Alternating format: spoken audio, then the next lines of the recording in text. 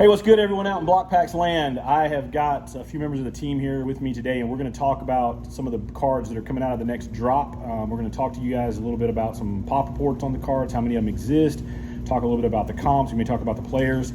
The folks I've got joining me today, we got Cole over here. Cole, if you took some shark offers last time or had to deal with anything in the accounting group, that would be Cole. We got James, who's in the Discord. You got a crypto dad avatar in there, don't you? And so James is active in the Discord. He helps with a lot of our community management, does a lot of stuff on the biz dev side. And then we got Jacob over here, who is our card guy. Jacob he knows cards way better than I do. I know my sphere of cards and what I've collected my whole life really well. I'm very much a specialist in my areas, but Jacob has a really wide-ranging knowledge of the card hobby, and he's the one that helps build out the set lists and pull the drops together. He helps with all of our procurement stuff, so really a lot of that will be in his wheelhouse. So what I think we're going to do is we're just going to kind of go through the cards, and so in explaining what we're doing here, Cole and James, they're not card guys, right? Nope, sports fans though. Right, and they obviously they like the project, they're involved in the project, they're interested in what we're doing, but they bring that element of, I'm a sports fan, this is really cool, I like what we're doing, but I'm not necessarily a card nerd, so I thought it'd be good to have them sit in. And then you got Jacob, like I said, who's total card nerd, and then me, kind of somewhere in the middle maybe. So the first thing that I was going to show everybody, just so that we all know that this bad boy is in our hand and real. We keep this Kobe refractor because I think everyone has heard us talk about the fact that these are, we don't exactly know what causes the oxidation or whatever it is that turns them green. There's some folks that have theorized that it's humidity, some have theorized it's light, some have theorized it's just a print defect, and if the card either gets green or it doesn't. So that entire 96 chrome set, whether it's just the regular base chrome or the refractors, they have this greening problem. People refer to it as hulking. And to find a refractor that is not green and is also centered, you're literally, just to get those things, regardless of what the grade on the, just get to not green, it is a very small percentage. Combine that to where they're centered well. I had a really nice 9 that was not green, and it was a beautiful card, and it was a little bit OC. But then to get it fully centered, get that PSA 10 grade, and everything is good on that card is very, very rare. I think this, what I'm holding in my hand is I believe it's one of the top 5 copies in the world. I think if you set it right beside the BGS Black Label that sold for 2.4 million or whatever it was on Golden Auctions, I believe that this card 100% rivals that card. I'm not trying to downplay their card, but I think ours is every bit of what that one is. And so just take it out here. We keep it in this humidity case with the desiccant, and it stays in the safe, and the safe also has more dehumidification in it to make sure that if it's humidity, that we're keeping the card away from as much of that as we can, and we don't bring it out. It doesn't see light a whole lot. But here's the card. Just an absolute beaut. And we've put out various pictures of the card, and it's as gorgeous as it looks. But there it is in real life. And actually, if you compare it, we've got a Topps Chrome Kobe in the drop. You can see them side by side, and this one's actually not terrible.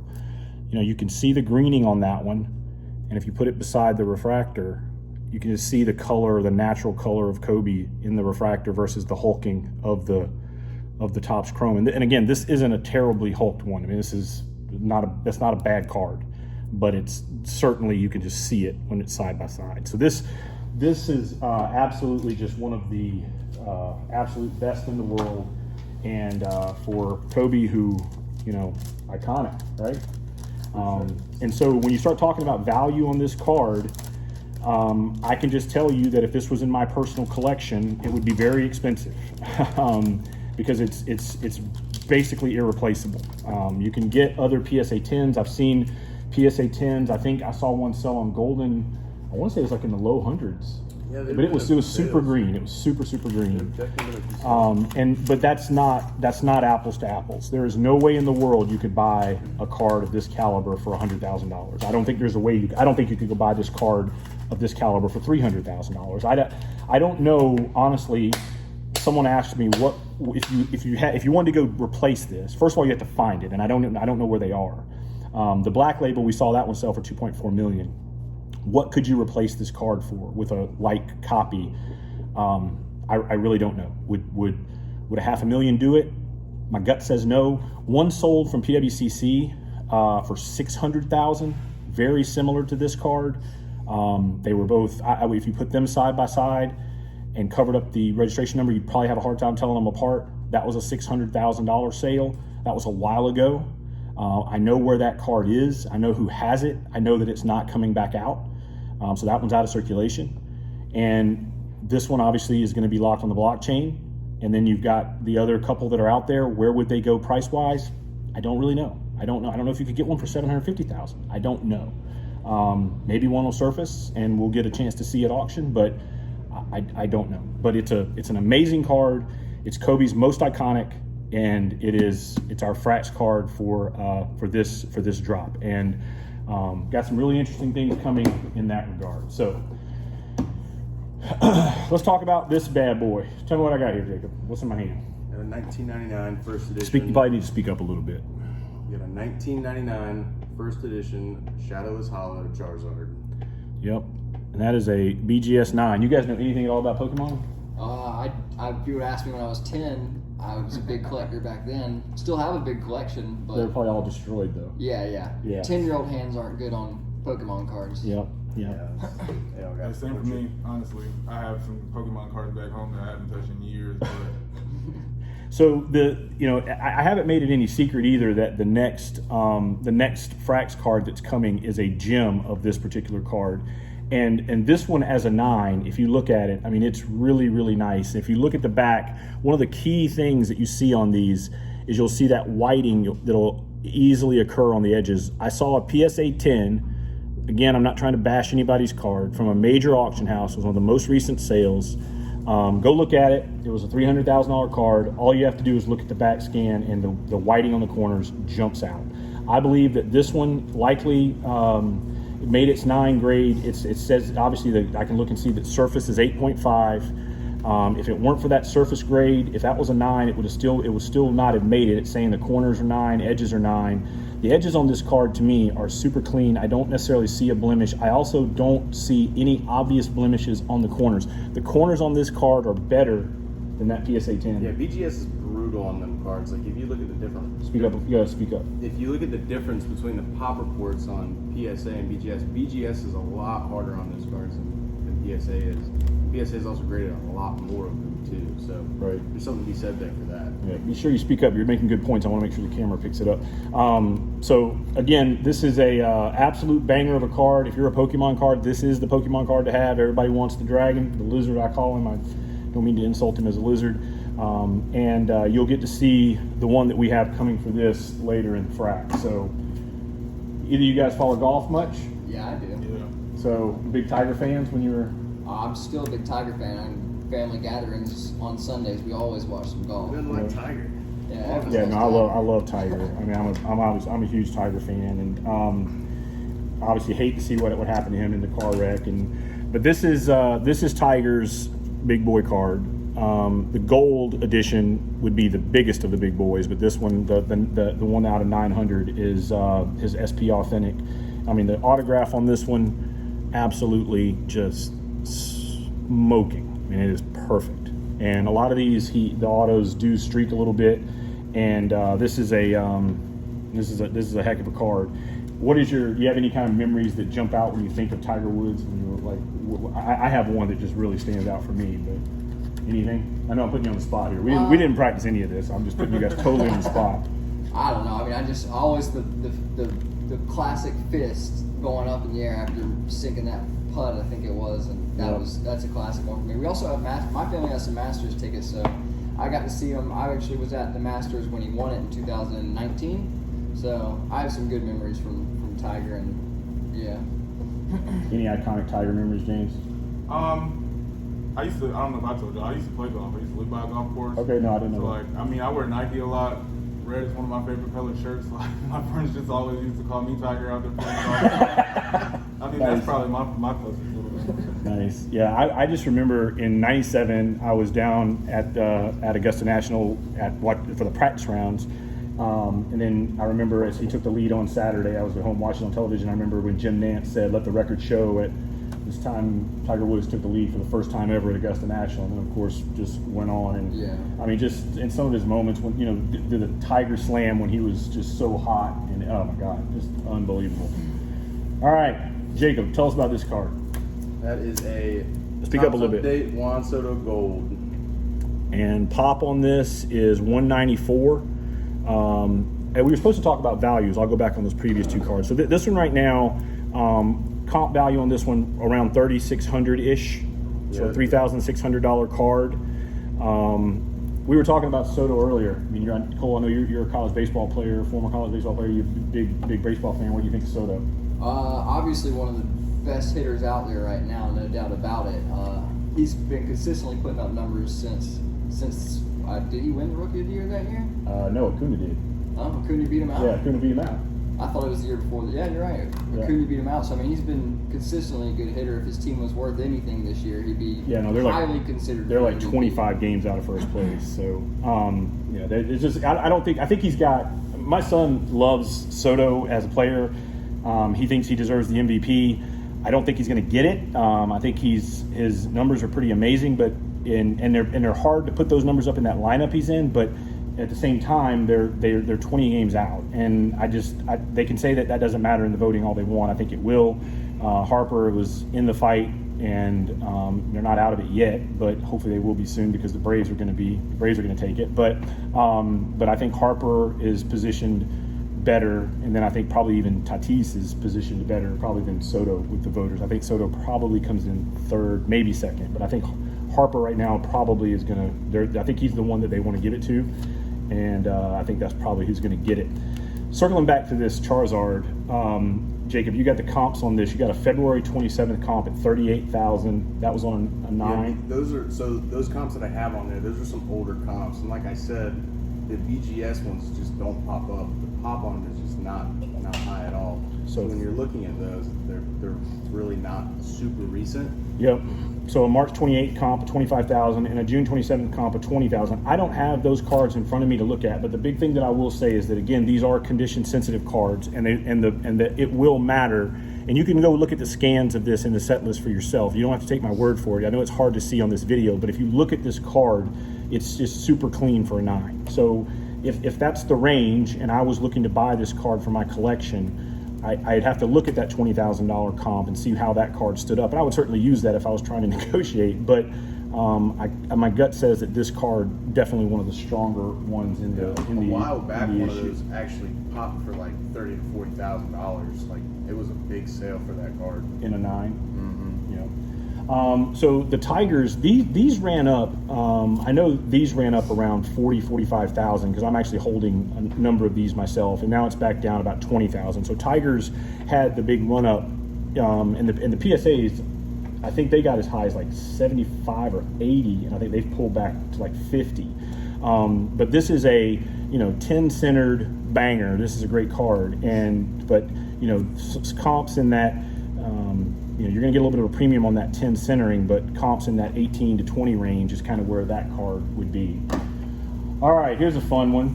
James, I know we haven't been talking about your big sport. What do you think of this guy? He's probably top 3 for sure. Top 3? Coming fresh off the championship too. So this is a card that I think most people probably watching this now, you probably have heard us talk about the rule in Texas that no individual prize can be over $50,000 in value. Cole, you're aware of that, right? Yeah. Accounting department.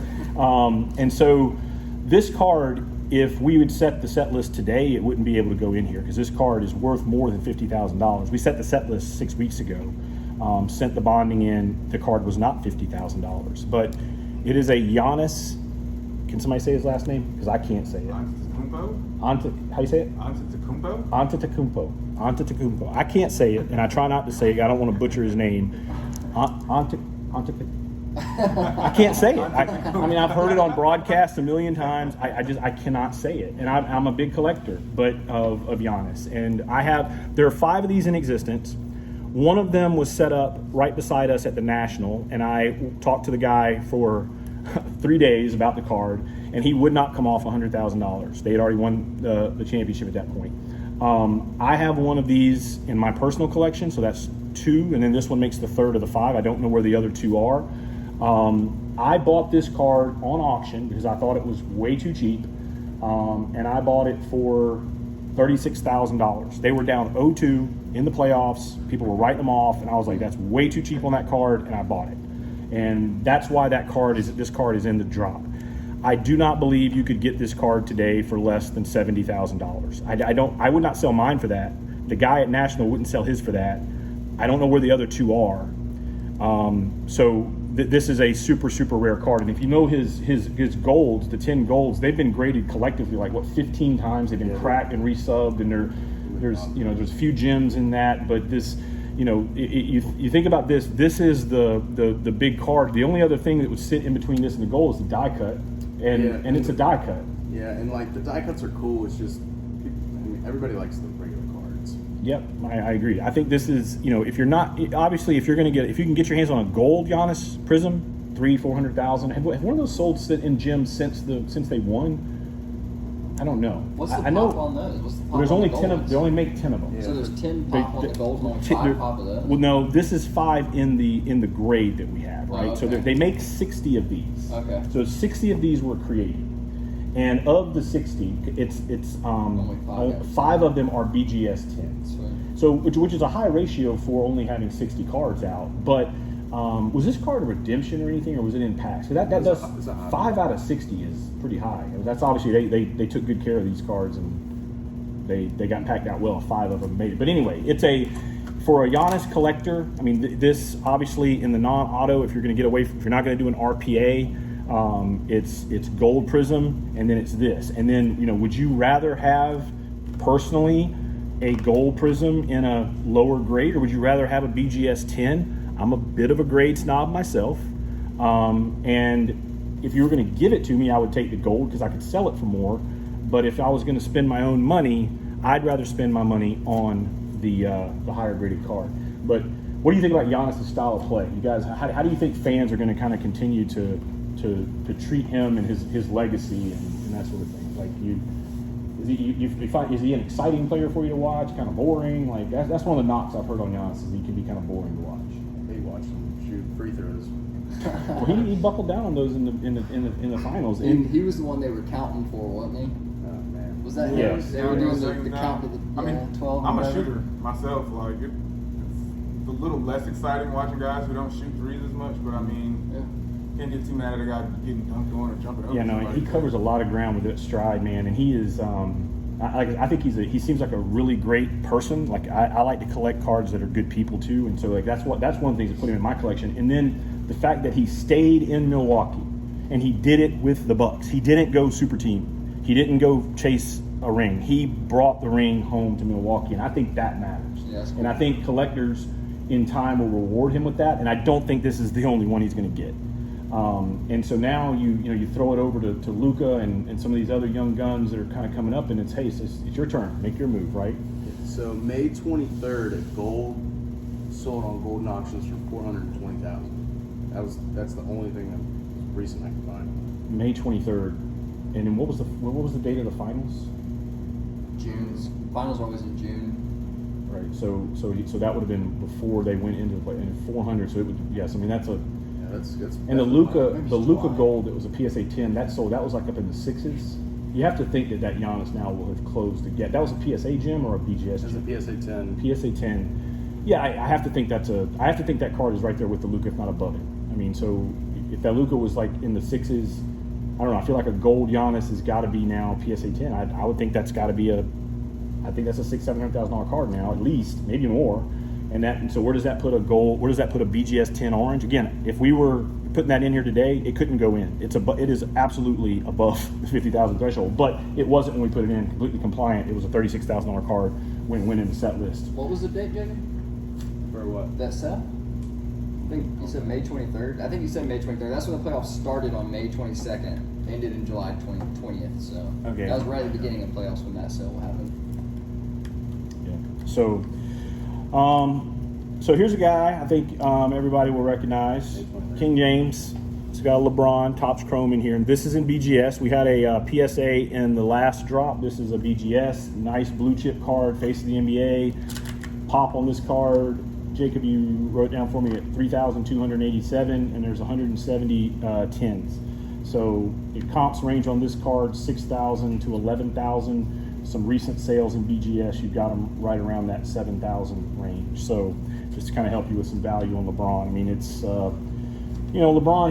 He's love him or hate him. I mean, the dude's he's always tried to do good things off the field. He's trying to build legacy for himself. I mean, there's some things where he goes off a little bit on some hot takes that I don't agree with from time to time, but overall, I think his heart's in the right place, and he's a hell of a basketball player, that's for sure. I mean, what do you guys think of LeBron? Are you guys fans or not fans? Like, he's definitely a polarizing figure. He always gets compared to MJ, so then it always turns into everyone's like, I'd rather have MJ over LeBron. So like, he's always kind of got that working against him. But obviously one of the best two players ever. I think he's probably the second best. So, James, what do you think of? Yeah, I think it's kind of like Jacob said. If you're collecting, he's kind of like that piece you want in your collection. But I mean, for me, LeBron's the best in the NBA. I mean, while Kobe was there, it was that conversation of like, oh, LeBron versus Kobe kind of thing. But now it's just like he's been doing it so long, and nobody else is. Yeah, I mean, the thing for me that separates. So I've got MJ up on. He's run off and hit. So like for me, there's no conversation personally. And so then it becomes then the next two then become LeBron and Kobe for me. And I'm Kobe for the simple reason that like that Mamba mentality. You stack the rings, you stack what he did. He had good teams. He didn't go out and build super teams, but super teams got built around him. Let's be honest. But that Mamba mentality, that dagger mentality, that dude. I mean, God, gone too. And I think it's a generational. Gone too soon, man. Like if you look at the age difference between some of the people, like you're a Jordan guy. In the next few years, we're probably going to see more like LeBron's. Yeah, for sure. As more kids have grown up, they never saw Jordan play. Yeah. Exactly. So here's a guy that needs no introduction. Here's Brady, and here's his Bowman Chrome. Probably if you're out spending your own money right now and you're looking for a Brady rookie, I feel like this particular card, specifically in True Gem, I think is probably one of the best buys on the market if you want to get into the higher end, which it's the lower end of Brady's market, but it's still a high end card. This is a $10,000-ish card. I mean, it's Brady.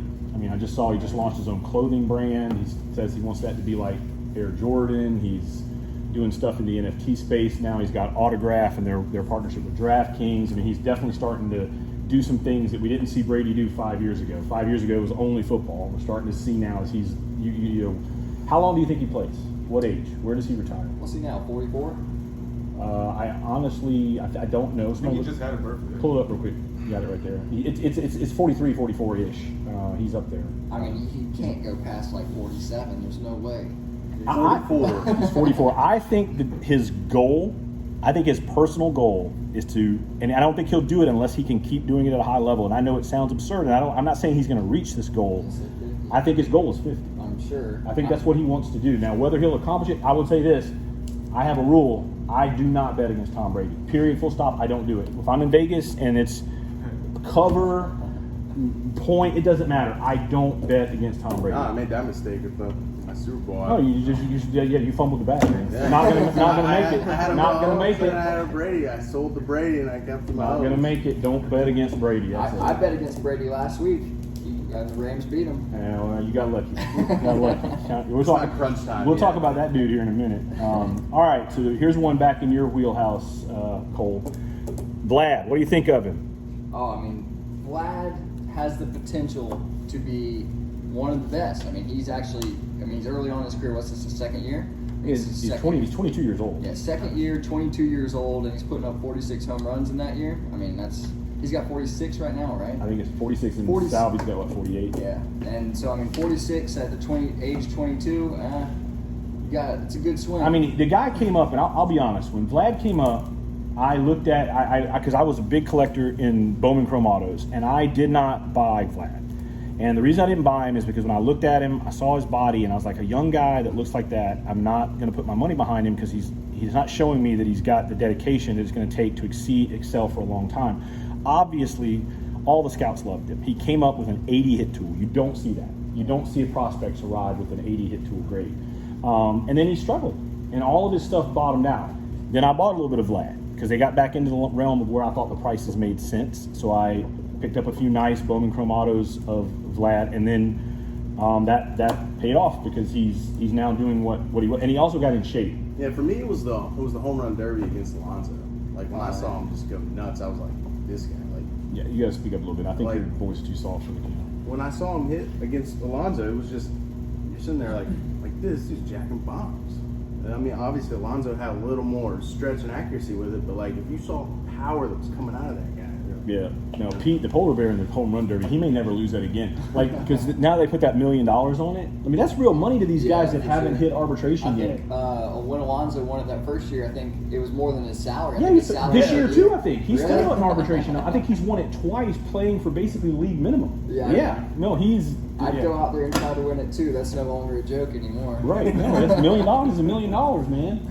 All right. I'll talk. Well, I guess on the Vlad thing, I don't know the valuations of cards. That's y'all's area of expertise, but I would think that card should only go up in valuation. What is that? We didn't have a number on here. I don't know what the comp on this is. So you're gonna have to help me out here.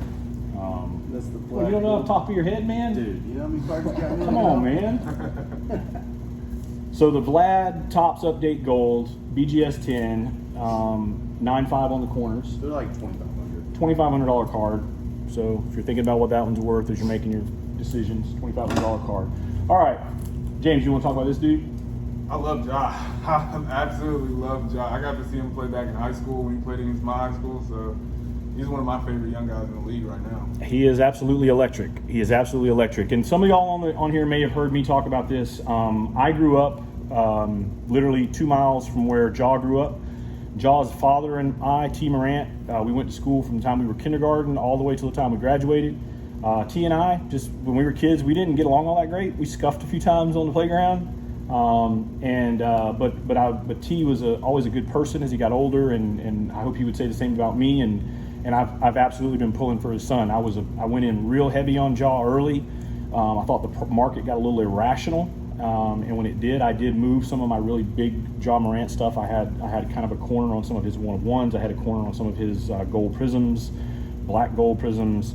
I just went really heavy because of that personal connection, and he is just such an electric player. He moves around great. No, it's just, when I look at him, I know it's almost blasphemy to compare someone to AI from speed and the way he moved, but the way he handles the ball in the air.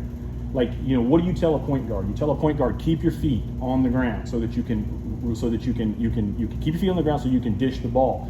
Ja is able to take off and dish the ball like the only person I've ever seen be able to do it is an AI. He's the only one. Even Magic didn't do it. Like Magic, you think of him, you see the jumps of him going to the lane behind the back or whatever, but I feel like Magic went in with a plan.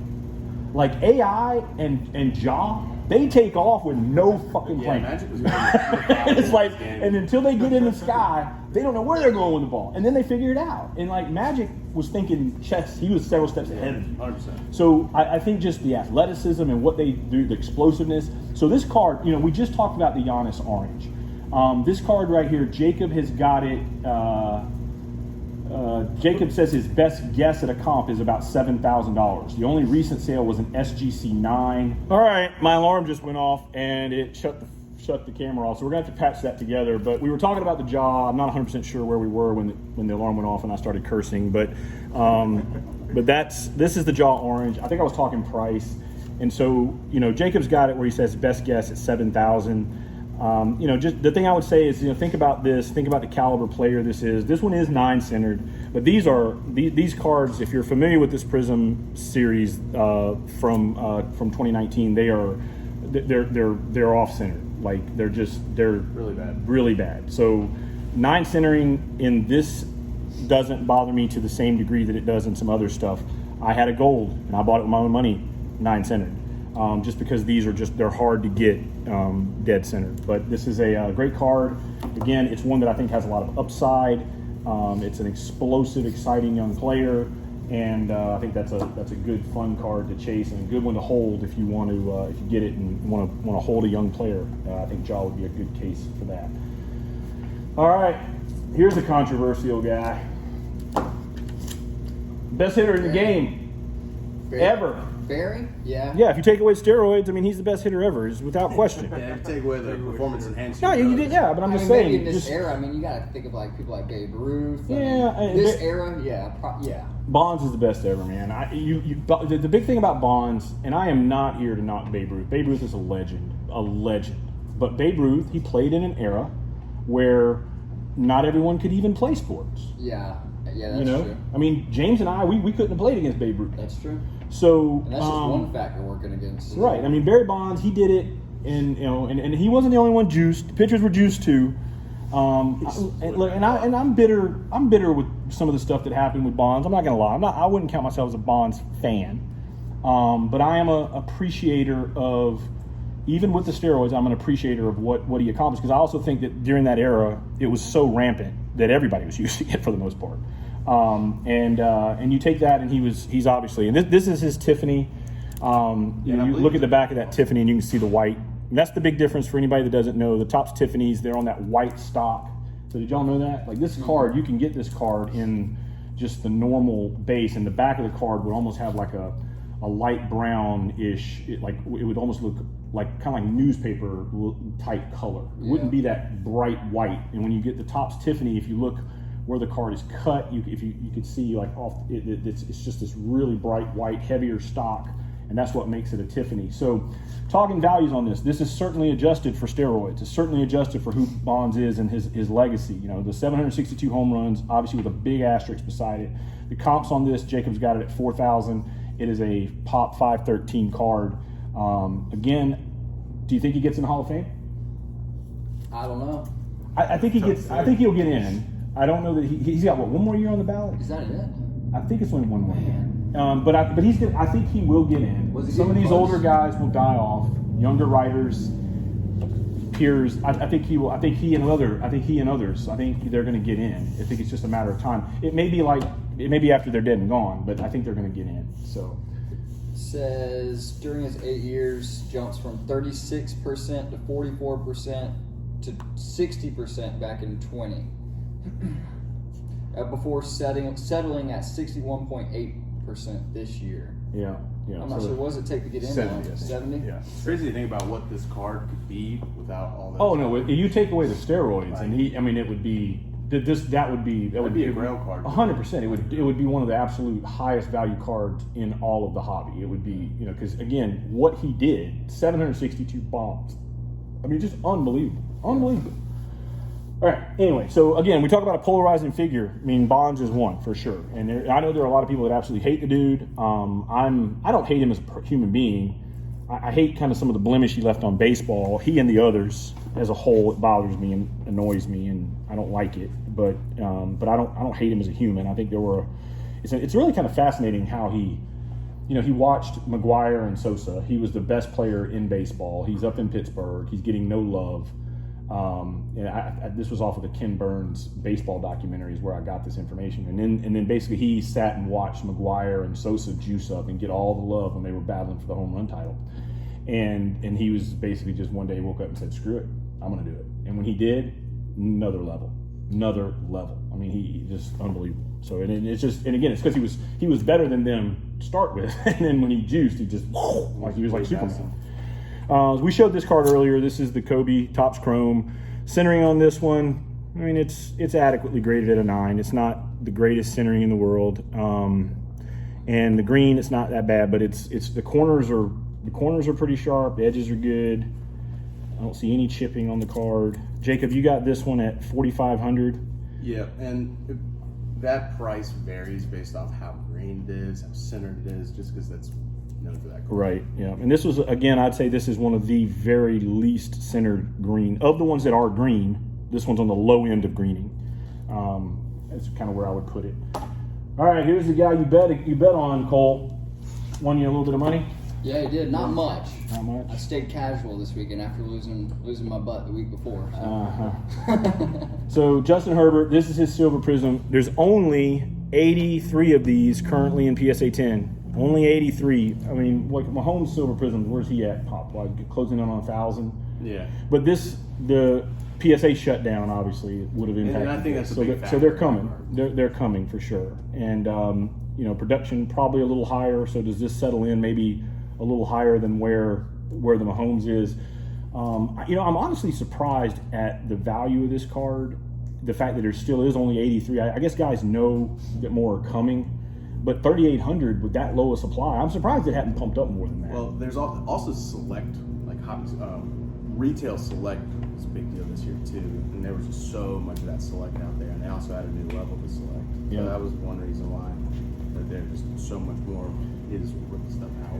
Yeah, so 3,800. I think this is a card that is absolutely on an upward trajectory. I mean, it's one that literally, they'll play this weekend. Nobody's got an off week yet, right? So, he has another good week, and I think that card, that's one that's on an upward track. I mean, it's a good card in season for a good young player. What do you guys think of Herbie? He got Rookie of the Year, right? I think so, yeah. He's got upside. I haven't dove too deep into him, like watching the games. I know in college he was real big, highly sought after then. But I mean, taking your pick on a young quarterback in the league is yeah. No, he throws dots, man. I mean, he's I look at when you look at some of the guys that throw, like these younger guys that throw really good balls, and I think it's him. And then people will laugh at me and call me a homer. I think the next best dot thrower in the NFL, my boy Sam Darnold. Really?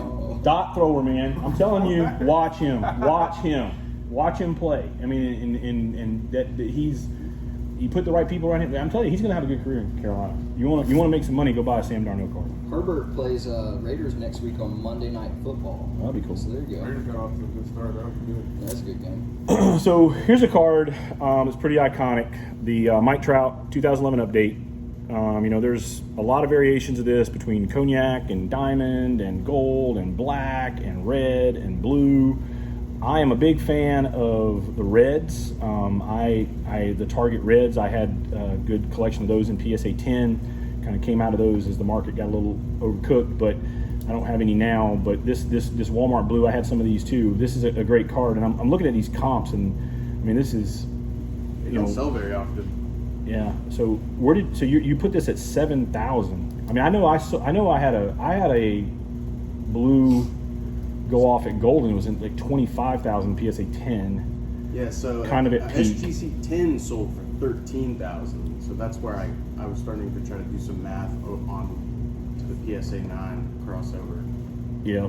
There's some BGS 9 sell. There was a couple like just miscellaneous odd sales. Yeah. I was trying to piece together. Yeah, the big thing with Trout, I mean, you just look at his WAR numbers. I mean, the dude's amazing, but it's just how long can he, continue to miss 40 games a year and stay kind of in that upper echelon? I suspect, I really think when they publish the top 100 baseball, you think he's still at the top of it? I don't think he is. Who would jump ahead of him? I think it's going to be one of these guys. You got your MVPs this year. You got Ohtani, you got Harper. I don't think he's the best player on his own team right now. Now, how long can Ohtani do both? That's who knows. I don't. But what he's doing is amazing. But I don't know if I was making that list today.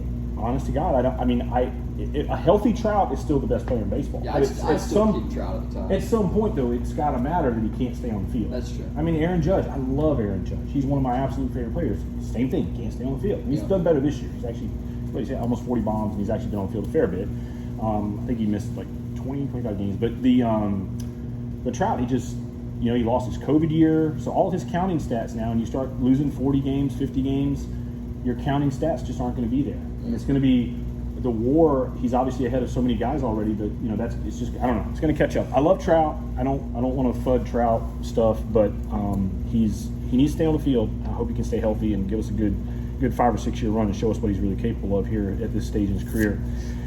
So here is a Panini Prism Rookie Signatures Prisms Premium Blue Shimmer. So this is out of my wheelhouse. Like, it's got a sticker auto. Like, but all these are sticker autos, right? Nothing out of that comes on card, right? So I'm not a big sticker guy personally in my personal collection, but this is a $5,000 card.